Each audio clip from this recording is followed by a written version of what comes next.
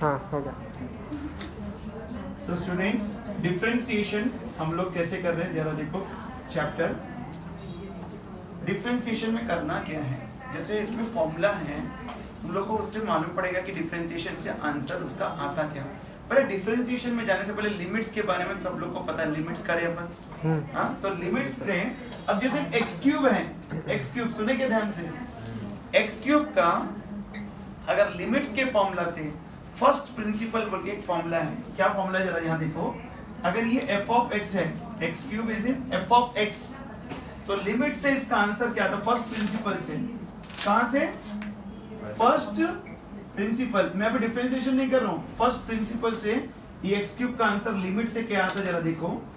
तो f dash x is equal to limit h tends to 0 f of x plus h minus f of x by h। इसको first principle बोलते हैं student, इसको, ये formula को। ये dash क्या है, यानी इसका डिफरेंशिएशन हो गया।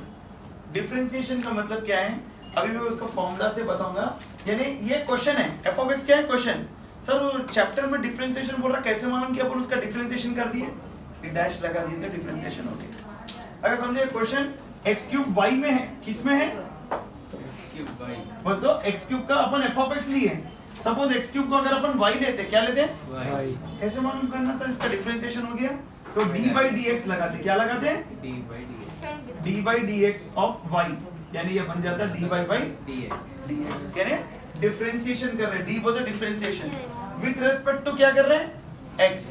तो डिफरेंशिएशन में बाद में बताऊंगा, पहले लिमिट से इसका आंसर क्या आता, फिर डिफरेंशिएशन करें तो भी आंसर वही आता, फिर अपन कोरिलेट करेंगे कि अच्छा डिफरेंशिएशन ऐसा करना है क्या। सुन रहे क्या यहाँ पे? हाँ तो यहाँ देखो, अब इससे मैं कैसे स्टार्ट करूंगा।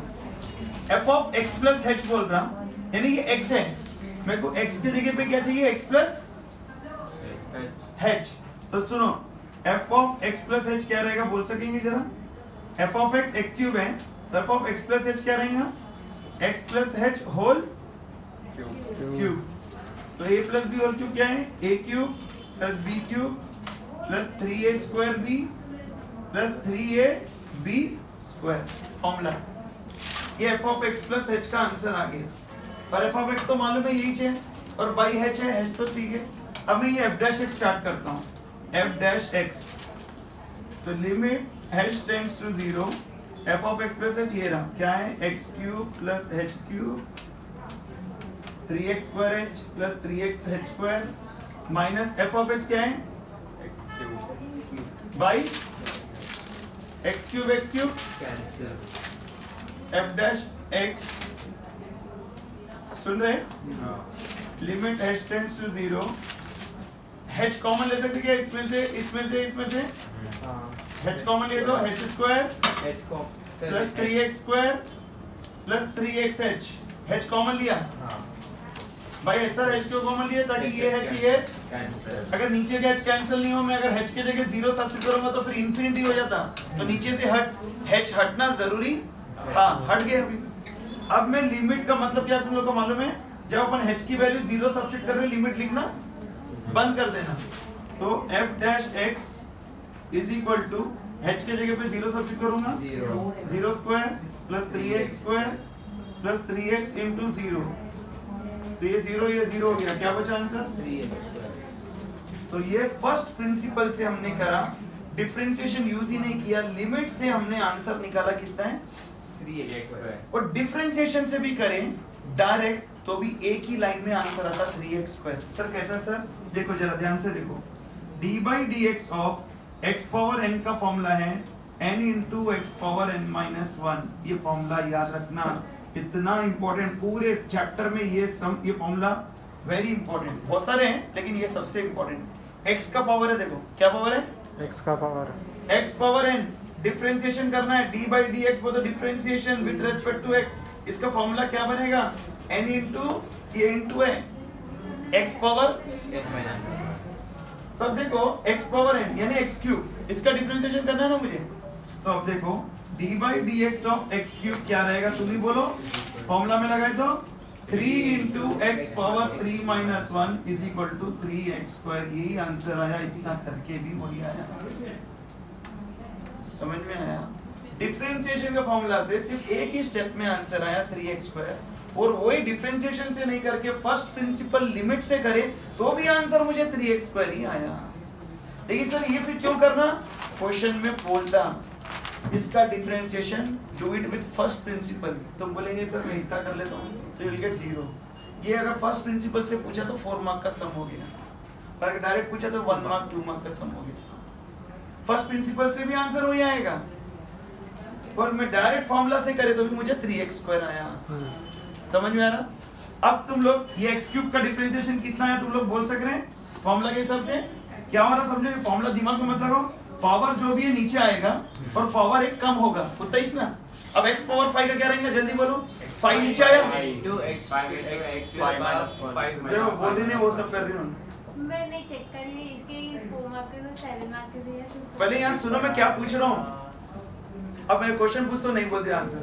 x पावर 7 का आंसर बोलो डिफरेंशिएशन। पावर 7 का 7x 6 करेक्ट बोलिए कैसे? 7 into x power 6, 7 into x power 6। अगर x पावर 8 का डिफरेंशिएशन 8 पावर 8 तुम नहीं बोलते? हाँ सर। समझ में आया? जी सर। बोलो x पावर 9 का differentiation 9 into x power 8। Correct, तो फॉर्मूला है, लेकिन अपन फॉर्मूला अब एक बार सीखने के लिए देख रहे हैं, लेकिन अब आने के बाद तो अपन फटाफट करने का। सुने x पावर 4 का बोलो जल्दी डिफरेंशिएशन। 4x³ खत्म, सिंपल। 4x³ बोलने का, 4 नीचे आया x³। अभी अब थोड़ा क्या बोलेंगे देखेंगे। 2x³ का डिफरेंशिएशन 2 भी है 3 भी नीचे आ रहा था, 2 3 6x²। 2 तो वैसे ही रहेगा, 3 भी नीचे आ रहा, 3 तो आएगा, तो 2 भी 3 से मल्टीप्लाई होगा तो 6x²। 3x² तो तुम बोलते ही थे x³ का, 2 मल्टीप्लिकेशन में है ना। हाँ तो देखो 2x³ का अगर डिफरेंशिएशन करना है तुम लोग को dy/dx ऑफ 2x³ तो कैसे होगा जरा देखो। 2 कांस्टेंट है, 2 का नहीं करते, इनटू में है ना, इनटू में, तो 2 को बाहर ले लेते हैं। 2 into dy/dx of x³। x³ का ये फॉर्मूला के हिसाब से 3x² है, कितना है?